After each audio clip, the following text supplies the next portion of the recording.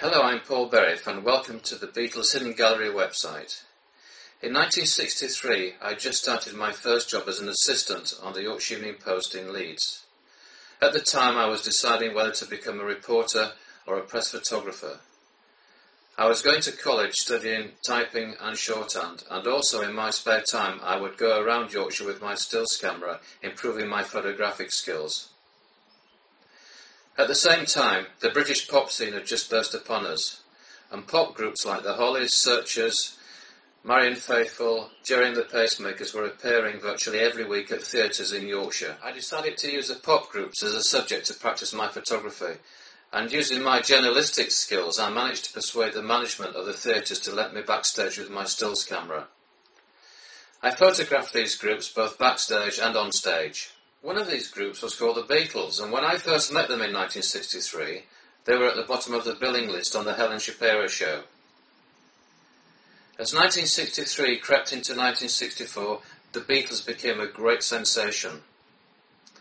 They came up to Yorkshire about 4 times in 18 months, and each time I met them and photographed them both on stage and backstage.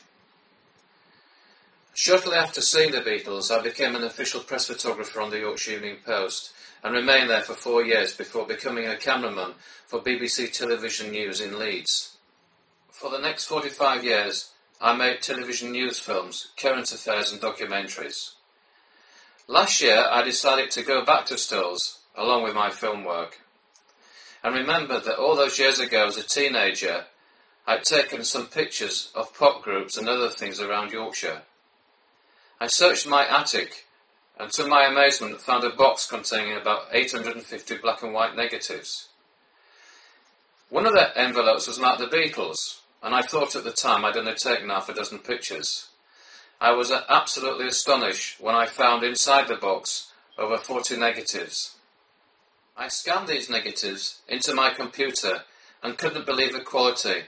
There were no scratches, marks or anything that had shown signs of their 47 years tucked away in the damp attic.